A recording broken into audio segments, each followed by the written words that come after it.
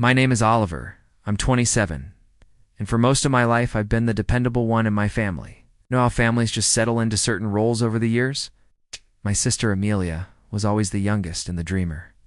She managed to get away with things I never could, while I was expected to keep everything together, to be the role model. I was the one who earned good grades, cleaned up after myself, and started working part-time as soon as possible.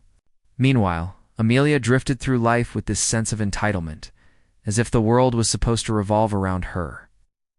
Our parents encouraged it, try as I might not to resent it. That favoritism clung to me like a shadow. Growing up, Amelia had a particular smile she'd flash whenever she knew she was testing boundaries. It wasn't a sweet smile. It was the kind that said, "I'm about to get away with something, and you can't stop me." That same smile stayed with her into adulthood. She was 24 now, still living at home, without a stable job, constantly switching between passions like painting, writing, or lifestyle blogging. In contrast, I had carved out a stable career in finance, had my own place, and was proud to finally be in charge of my life. Or so I believed. The first hint of disrespect arrived one Sunday afternoon, disguised as a casual joke. I had gone to my parents' house for dinner. My mom had prepared one of her large family meals, and Amelia was perched at the table, scrolling on her phone as usual. At one point she chuckled and remarked, "Oliver's basically my emergency fund. If I ever truly need something, I know he'll just handle it for me." She said it offhandedly, flipping her hair back as if it were harmless. But I caught the look in her eye, a calculated test. My dad laughed softly, shaking his head. "Don't take advantage of your brother." But his tone was light, not serious. My mom simply added, "Well, that's what family is for." Everyone laughed except me. Inside, a prickle of annoyance crawled up my spine. I wanted to correct her, to state that I wasn't her personal fund, but I knew what would happen if I did. I'd be accused of overreacting or not being able to take a joke. That's how it always played out. So, I forced a smile, even as I felt the first sting of something I couldn't quite identify. It wasn't just the comment, it was the fact that no one else saw it for what it was. That night, driving back to my apartment, the unease lingered. I recalled every small moment like that, accumulating over the years, the times Amelia borrowed money and forgot to repay it. The times my parents would scold me for saying no, reminding me she was my sister, as if that word alone was a blank check she could cash at will. I had established boundaries, but they were invisible to everyone but me, and I realized for the first time that perhaps Amelia had been waiting for me to settle into the role she'd already chosen for me, her safety net. I told myself I was being paranoid, that I had simply misinterpreted her words. I didn't fully believe it. Because when Amelia smiled at me across that dinner table, it wasn't the smile of a sister playfully teasing her brother. It was the smile of someone who understood exactly what she was capable of and how much she could get away with. A few days later, that smile would reappear in a way that would change everything. The following weeks only confirmed that my uneasy feeling wasn't paranoia. It was instinct. Amelia had a way of making herself the center of attention wherever she went. She didn't earn it. She didn't deserve it. Yet somehow, everyone around her orbited without question, especially my parents. They always excused her tardiness, her irresponsibility, her sudden bursts of artistic ambition that left her unemployed for months at a time. Whenever she faltered, a safety net materialized, not woven by her own hands, but by everyone else's. And more often than not, I was the one stretching it taut. It began with minor things, as it always does. Amelia would forget her wallet. When we went out as a family, initially I didn't mind covering her meal, thinking she'd pay me back, but she never did. One Saturday, after a demanding work week, I treated myself to coffee at the cafe near my office. I'd barely taken my first sip when my phone buzzed. It was Amelia. "Hey, can you send me $200? My phone bill's due, and I don't want to get shut off. I'll pay you back Friday." I stared at the message for a full minute, the coffee suddenly tasting bitter. I knew what would happen if I refused. She'd go crying to our parents. They'd label me selfish. Eventually, the guilt would consume me. Against my better judgment, I transferred the money. Friday came and went.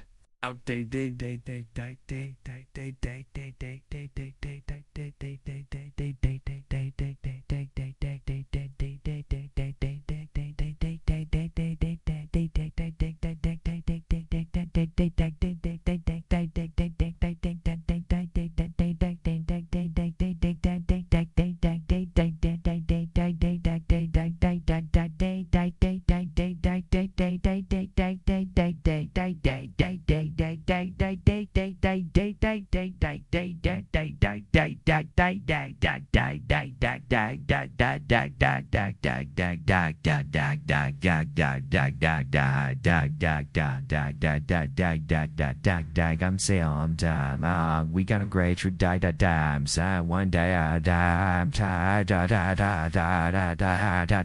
No repayment, not even an acknowledgement. When I reminded her, she acted annoyed. You make good money, Oliver. Why are you acting like you're broke? Chill. That was Amelia's favorite word when confronted. Chill. Yes. As if my boundaries were overreactions, my feelings mere inconveniences. My parents echoed it in their own way. She's still finding her footing, Allie, Mom would say, with a sigh that made me feel like the unreasonable one. You've always had it together. Can't you be patient? Dad would add. One day she'll figure things out, but until then, you can help out here and there. That's what family's about. But it was never here and there. It was constant, a slow, corrosive drip. One night I stopped by the house again, and Amelia was on the couch with her laptop open. She didn't even glance up when I entered. Oh, by the way, she said casually, I used your Netflix account to sign up for some extra stuff. We'll see a couple charges. I blinked. What do you mean extra stuff? She finally looked up, grinning. YouTube Premium, a few streaming channels, no big deal. It's just easier with your card since you already have everything set up. I froze in the doorway, my jacket half on. Amelia, you can't just add subscriptions without asking me. That's my money. She rolled her eyes as if I were being overly dramatic. It's like $10 here and there. Don't be so uptight. Mom, overhearing from the kitchen, chimed in. Oliver, honestly, why make a fuss over something so small? It's not like she bought a car with your card. Dad chuckled at that. Amelia smirked at me, triumphant. And just like that, I was caught. Say nothing, and I was complicit. Say something, and I was the problem. The tension tightened when Amelia's birthday arrived. She threw a large party at the house, loud music, friends sprawled everywhere, drinks spilling across the counters. I hadn't planned to attend, but Mom called that afternoon and said, Don't forget to bring a nice gift for your sister. She's been through a lot this year. I almost laughed. Go through a lot. She hadn't worked in 6 months and spent most of her days online shopping. Still, I showed up with a modest gift, something I thought she'd at least use. A good pair of noise-canceling headphones. When she unwrapped them, she gave a little laugh, as if it were a joke I didn't get. Well, thanks, Allie. These are cute, but, I wanted the limited edition designer bag, right? I sent you the link weeks ago. The room fell silent for a moment. Her friends giggled uncomfortably. My parents looked at me expectantly, as if I might have a second gift hidden somewhere. When I didn't, Amelia shrugged and set the headphones aside without another word, as if my effort had been worthless. I left early that night, the laughter and music echoing behind me, feeling more like an outsider than ever in my own family. I drove home in silence, gripping the wheel, the headlights cutting through the dark. That was the moment I realized something crucial. Amelia no longer saw me as her brother. She saw me as a resource, a tool. And my parents had set the stage for her to play that role, applauding her every move. The favoritism wasn't subtle. It was a constant, loud chorus. But I didn't know then just how far she would go, how sharply her entitlement could cut. I didn't know that soon I'd wake up one morning and find myself staring at my bank account in disbelief, my chest tight, my hands shaking, as the numbers revealed a story I wasn't prepared to hear. And it would all begin with that same smile. The betrayal came quietly, without warning, yet it was the loudest moment of my life. It was a Thursday night, nothing remarkable. I'd arrived home from work, exhausted after a series of long days. I kicked off my shoes, microwaved some leftovers, and sat down with my laptop to pay a few bills. It was supposed to be a routine evening, the kind you forget the next day. But when I opened my banking app, the numbers staring back at me made no sense. My checking account balance, which should have been comfortably padded, looked as though someone had drained it completely. Thousands were gone, At first I thought it had to be a glitch. I refreshed the page once, twice, a dozen times, my heart pounding harder each time the same numbers reappeared. Then I scrolled down to view recent transactions, and that's when I saw it. $12,000 in charges. Not small, gradual withdrawals, not a slow leak. One massive hole torn into my finances, spread across designer boutiques, high-end electronics, and luxury beauty websites. My stomach dropped, cold sweat breaking across my forehead. Each line of text blurred as I read the merchant names. I froze on the final transaction. A payment to a jewelry store downtown. The description was seared into my brain. $3,200. Amelia's Jewelry Boutique. I felt like the air had been sucked out of the room. My first thought wasn't anger. It was disbelief. My second thought, though, the one that stuck in my chest like glass, was realization. There was only one Amelia in my life, and she had used my credit card.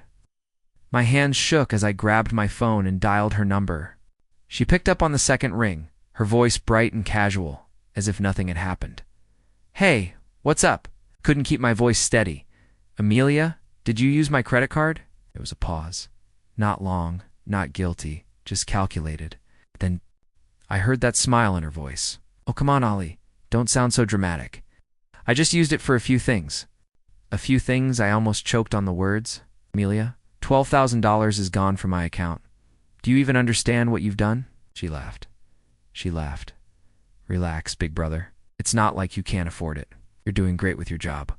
Right? And besides, I'll pay you back eventually." Her voice dripped with nonchalance, as if we were discussing borrowing a sweater, not hijacking my financial stability. I felt my whole body tense, a storm rising in my chest. "You had no right." "None. That's theft, Amelia. Do you even realize you could go to jail for this?" That's when her tone changed, sharp, defensive. "Wow, really? You're going to call me a thief? I'm your sister, Oliver. Family doesn't treat each other like strangers. You act like I stole from some random person. I'll pay it back. You just need to chill."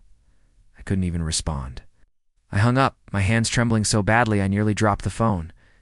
Minutes later, it buzzed again. This time, it was a text from Dad. Short, blunt, almost scolding. "Your sister told me about your little overreaction. She's family. Let it go. Don't ruin relationships over money." I stared at the screen, stunned.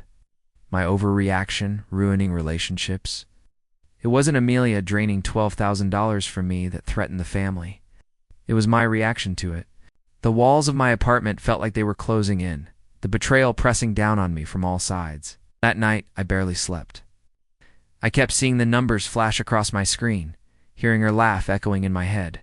I thought about all. The years of small favors, the jokes about me being her personal ATM, the way my parents always told me to let it go. Now here I was, nearly wiped out, treated like the problem for daring to resist. Something cracked inside me. Trust that had been stretched thin for years finally snapped. For the first time in my life, I wasn't just angry, I was done. But even then, I didn't know just how deep the betrayal would go, or how blind my parents were willing to be in defending her. Because the very next day, as I sat at the kitchen table in my parents' house demanding answers, Amelia walked in with that same smile she'd worn all her life, the one that said she was untouchable. I know is the moment I realized this. Wasn't just about money. This was about power. The next morning, I drove to my parents' house with a knot in my stomach so tight I could barely breathe. I hadn't showered, hadn't eaten. I just threw on yesterday's clothes, grabbed my bank statements, and left. My eyes stung from a night of staring at the ceiling, replaying that phone call over and over. I told myself this would be the moment. Things finally shifted, that if they saw the proof, the cold, undeniable numbers, they'd understand. They'd have to. When I walked in, Amelia was already at the kitchen table, sipping coffee like she didn't have a care in the world. Her nails were freshly done, glossy and expensive. My mom was humming over the stove, flipping pancakes. Dad was buried in his newspaper. It looked like any other morning, and that normalcy infuriated me more than anything. I slapped the printed bank statements on the table in front of Amelia. "Explain this." She glanced down, barely skimmed the numbers, and leaned back in her chair with that smugged smile. I told you already. I just used it for some things. Chill, Oliver. You're making it sound like I ruined your life. I turned to my parents, my voice cracking under the weight of exhaustion. Do you see this? $12,000? That's not a joke. That's not a small mistake. That's theft. She stole from me. Dad folded his paper slowly, looking at me with that heavy, disappointed expression he reserved for times I didn't fall in line. Don't use that word, he said flatly. She's your sister. You don't accuse family of theft. Couldn't believe what I was hearing. My voice rose despite myself. What else do you call it, Dad? She used my card without permission. She emptied my account. This isn't about family. It's about respect, and she doesn't respect me, Amelia let out a soft, taunting laugh. Respect, Oliver. It's not that deep. You're acting like I went behind your back to ruin you. I just needed things. You'll bounce back. You always do. Her words hit me harder than the numbers on the page. You'll bounce back. That was the role they had written for me my whole life. The one who endured, who kept going, who cleaned up the mess. And now it was being thrown back in my face as justification. Mom finally turned from the stove, setting down a plate of pancakes with a sigh. Oliver, you have to let this go. She's your sister. Money comes and goes, but family's forever. Don't destroy your bond over a few purchases. A few purchases? My voice cracked. $12,000 is a few purchases? Dad's eyes hardened. Enough. You're not going to sit here and attack your sister at this table. If you can't handle supporting family when they're in need, maybe you're not as grown up as you think. I felt the floor tilt beneath me. Not only had they dismissed what Amelia did, they turned it into a reflection of my character. That moment, I realized there was no amount of evidence that would change their minds. Amelia could burn the house down, and they'd ask me why I wasn't holding the fire extinguisher. The room went quiet except for the clink of Amelia's spoon against her mug. She was smirking again, basking in the shield my parents had built around her. I'd never felt more alone. That was the moment I hit rock bottom, not financially. I could recover from that. But emotionally, mentally, I saw the truth laid bare in my parents' eyes. Amelia could do no wrong. And I was just the wallet, the safety net, the scapegoat. Walked out without touching the pancakes, without another word. My mom called after me, her voice tinged with irritation, not concern. Oliver, don't be dramatic. Amelia's laugh followed me out the door. Back in my apartment, I sat at my desk, staring at the same numbers again. My savings had taken a hit. My trust was shattered, and I had no one in my corner. I felt like screaming, but instead, I sat there in silence. My mind replaying everything, every time I'd let it slide, every time I'd swallowed my words to keep the peace. But underneath the despair, something new was stirring. Quiet, small, almost invisible. It wasn't rage, it was colder than that. It was resolve. I didn't know exactly how yet, but I knew one thing. I couldn't keep playing the role they had written for me. I couldn't keep being the responsible one who absorbed the damage. They wanted me silent, compliant, forgiving, but something inside me had shifted and I wasn't going back. I stayed up that night, not refreshing my bank account this time, but researching options, strategies, loopholes. I wasn't ready yet, but I knew the day was coming. The day when Amelia's smile would finally falter. The days after that confrontation were some of the loneliest I'd ever lived through. My parents stopped checking in with me, as if I'd cast myself out by refusing to comply. Amelia, of course, was louder than ever, posting photos online with her new designer bags, her shiny jewelry, captioning them with things like, "Treat yourself. You deserve it." Every time I saw one of those posts, my chest tightened, but I didn't comment. I didn't confront her again. On the surface, it looked like she'd won. But something had shifted inside me at rock bottom. The humiliation, the dismissal, the betrayal, it stripped me down to nothing. But it also cleared the fog.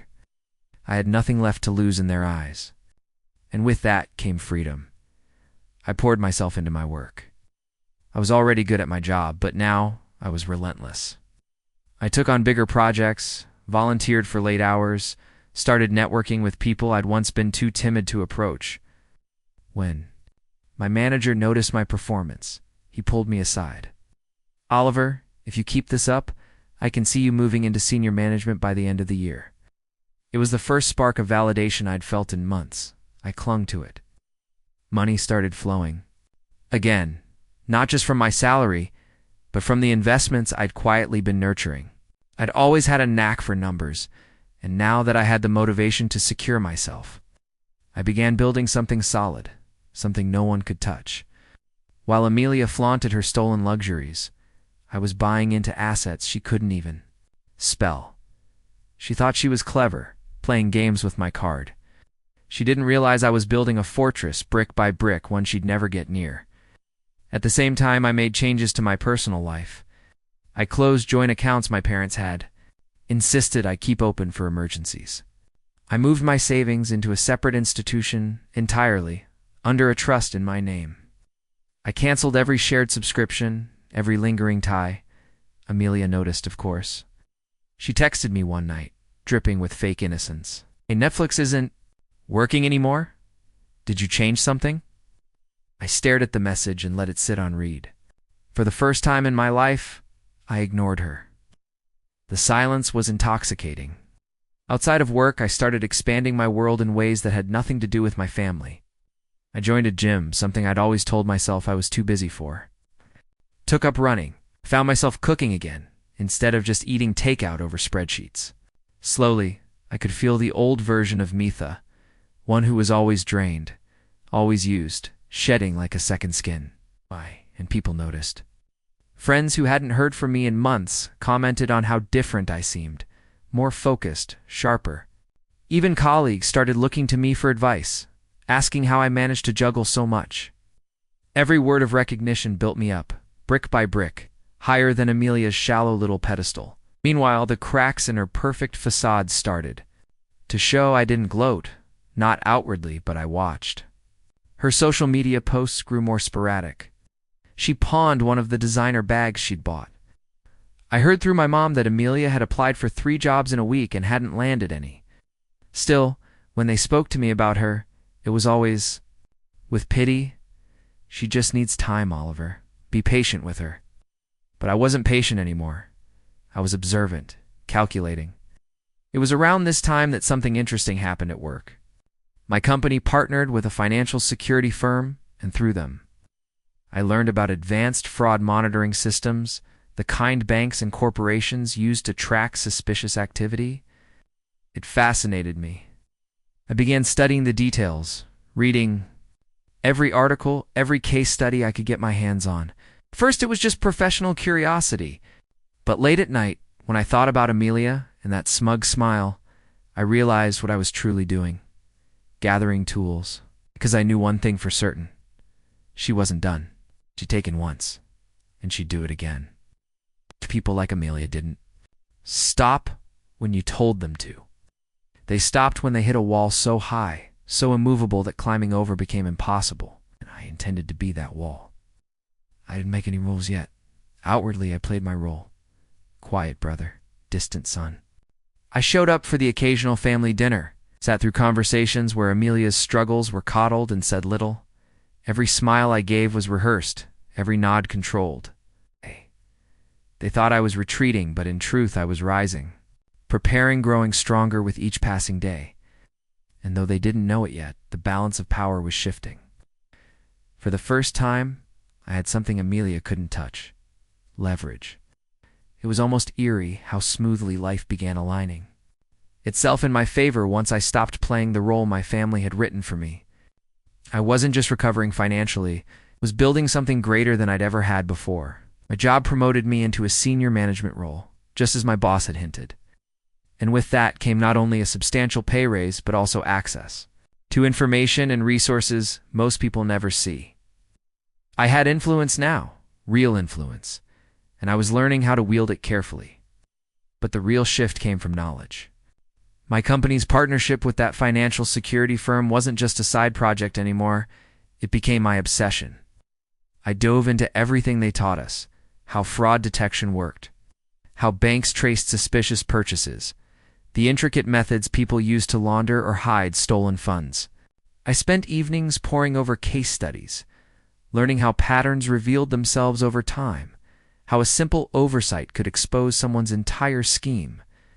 At first, I justified it as career development. But late at night, staring at those reports under the glow of my desk lamp, I knew better. I wasn't just studying finance anymore. I was studying Amelia. I was building a map of her weaknesses, her carelessness, her entitlement. Every fact I learned was a thread I could one day pull. The first piece of useful information came from an unexpected place. I ran into one of Amelia's old high school friends while grabbing groceries. We chatted briefly, and when her name came up, he rolled his eyes. Amelia still mooching off everyone? She messaged me last month asking for a loan because she wanted to start a candle business. Said she had big investors lined up. He laughed. Figured it was another one of her schemes. A candle business. Investors?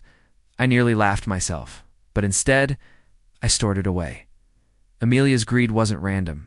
It was escalating. She wasn't just siphoning from me anymore. She was fishing elsewhere, building her little castles on quicksand. That was valuable information because it meant she was careless with more people than just me, and carelessness left trails. Then, a week later, I got a call from my mother. She was flustered, her voice tight. "Oliver, could you help Amelia? She's having some trouble with her bank. Something about her account being flagged." It's all a misunderstanding, of course, but she's very upset. I hid my reaction, but inside, my pulse quickened. Trouble with her bank. Accounts flagged. This was exactly the kind of vulnerability I'd been waiting for. I asked a few casual questions, pretending to be sympathetic. From Mom's vague answers, I pieced together that Amelia had been depositing large sums of money she claimed came from reselling items online. The bank wasn't buying it. They froze her account temporarily, demanding proof.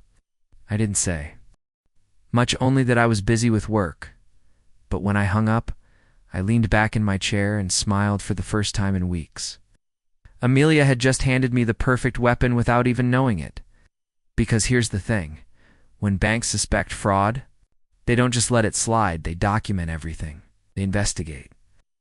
They keep records that don't disappear even if the case fizzles out. And with the knowledge I'd been gaining at work, I knew how to read those records, how to request them, and if the time came, how to make sure the right people saw them. Still, I wasn't ready to act. Not yet. Revenge wasn't something to rush. It had to be precise, calculated, timed like the strike of a predator. If I lashed out too soon, I'd be dismissed again as the overreacting brother. But if I waited, if I let Amelia grow cocky again, let her dig herself deeper, I could pull the ground out from under her so completely that even our parents wouldn't be able to defend her. So I played the long game. At family dinners, I let her boast about her business ventures while my parents nodded along proudly. I sat quietly, smiling to myself while she bragged about new investors who were lining up to support her. She had no idea I was listening carefully, filing away every lie. Meanwhile, I strengthened my own position. I opened a second investment account, one completely insulated from my family's knowledge. I built a side business quietly, a consulting service that brought in extra income. By the time Amelia was pawning her jewelry to stay afloat, I was sitting on enough savings to walk away from my job tomorrow if I wanted. And then one night, I stumbled upon something that turned my quiet preparation into a concrete plan. Amelia had left her laptop unattended during a family dinner. While she was in the kitchen, I happened to glance at the screen.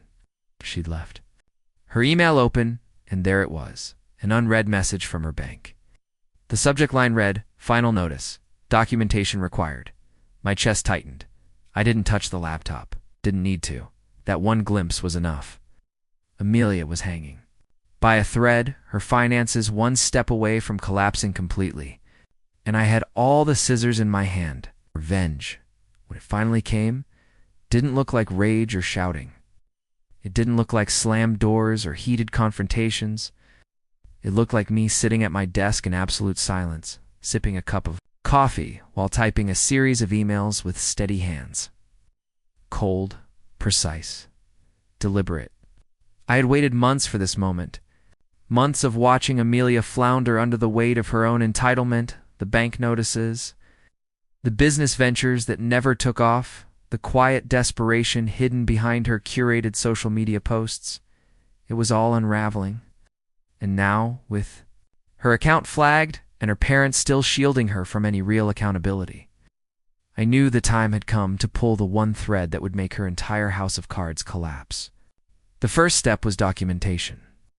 I gathered every shred of evidence I had, screenshots of the unauthorized charges on my card, statements showing the $12,000 drained from my account, even text messages where Amelia admitted I just used it. For a few things, those words were gold, careless, arrogant gold. Then I added every detail I'd quietly collected since her candle business pitches. The names of people she'd hit up for money, and most importantly, the bank's flagged account emails. Step 2 was subtlety. I didn't storm into a police station or confront her head-on. Instead, I prepared a neatly organized file. Professional, clean, irrefutable. I knew exactly where to send it, the fraud investigation department at her bank. Thanks to the training I'd absorbed at work, I even knew how to format it so it would grab their attention. I didn't write a dramatic cover letter, just the facts arranged so neatly that they spoke louder than any accusation could. Step 3 was patience. I sent the packet off, and then I waited. 2 weeks later, the storm hit. I was at my apartment one morning when my phone buzzed. It was my mom, frantic. "Oliver, something's happened with Amelia's bank account. They froze everything again. They're saying there's an investigation. Can you come over and help?"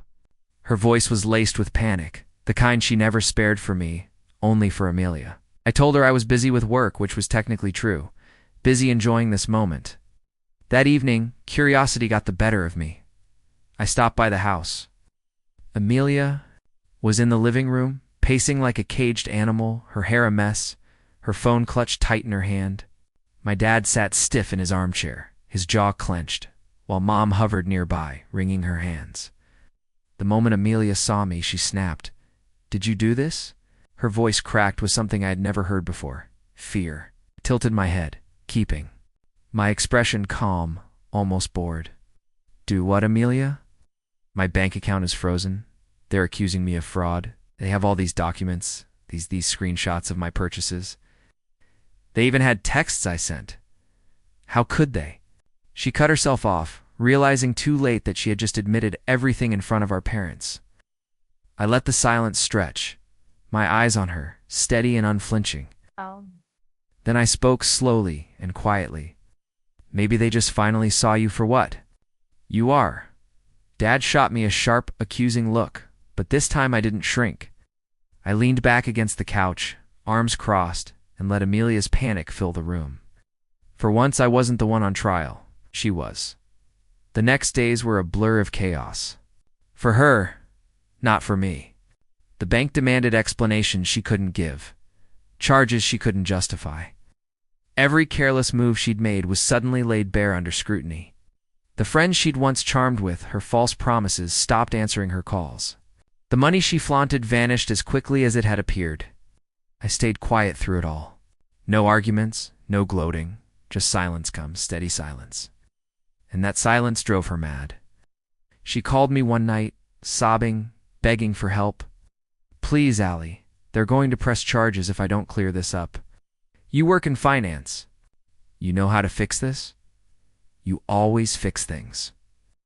Please, just this once." I listened every word, a reminder of how many times she'd laughed at me, dismissed me, used me. When she finally fell quiet, I answered in the same tone she once used with me.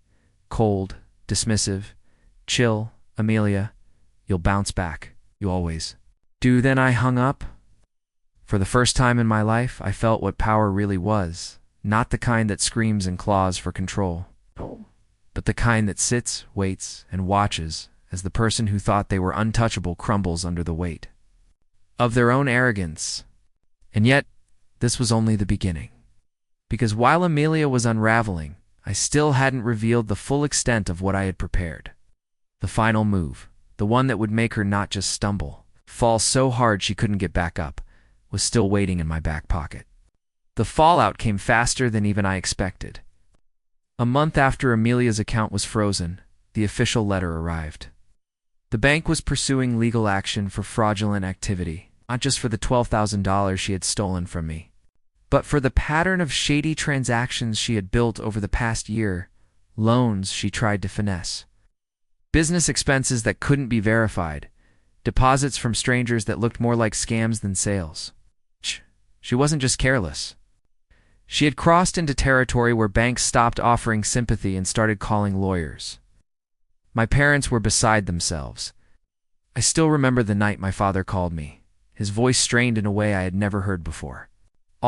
He said. They're saying Amelia could face charges. Oliver, we need your help. Please, son. You've always been good at this. Fix it. Fix it. The two words they had always clung to when it came to me. For years I had been their bandage, their shield, their scapegoat. I closed my eyes, letting the silence stretch before I answered. I can't fix something she never should have done in the first place. There was a long pause. Then, in a rare moment of honesty, my father's voice cracked. She's your sister. She was, I said flatly, and I hung up. From that day on, they stopped calling. It was Amelia who reached out, desperate and panicked. Long messages, pleading voicemails, even showing up once at my apartment door. Her face was hollowed, her confidence shattered, her once perfect hair tangled. She looked nothing like the sister who used to smirk across the dinner table, certain she was untouchable. Oliver, please, she whispered, through the crack in my doorway. I'll pay you back. I'll change. Just don't let them take everything. I looked at her for a long moment, and all the memories came back. Every time she had laughed at me, dismissed me, stolen from me. Every time my parents had told me to let it go. Every time I had been made to feel like the problem for demanding respect. And then I thought of those words she had thrown at me when I begged her to see what she'd done. You'll bounce back. You always do. I shut the door without a word. The investigation went forward. Amelia wasn't thrown in jail. Her privilege and a half-decent lawyer spared her from that. But the fines were crushing.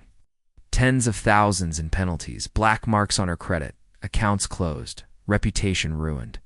She was forced to sell off nearly everything she had left, her bags, her jewelry, even her car. The girl who once strutted around in designer clothes was back at my parents' house, broke and bitter, living in the same room she'd grown up in. As for my parents, their blind favoritism turned into a weight they couldn't carry. They drained their savings trying to help her, covering fees and debts, hoping to protect her future. It left them financially strained, their retirement plan gutted. They never admitted out loud that they had been wrong, but I could see it in their eyes whenever they looked at me, something between shame and resentment. As though they couldn't decide if I was the villain or the only one who had ever been. Honest and me? I rose higher. Promotions kept coming. My investments grew. I bought a home in the city, a sleek place with tall windows and a view that reminded me every morning how far I had climbed. I no longer lived in the shadow of my family's dysfunction.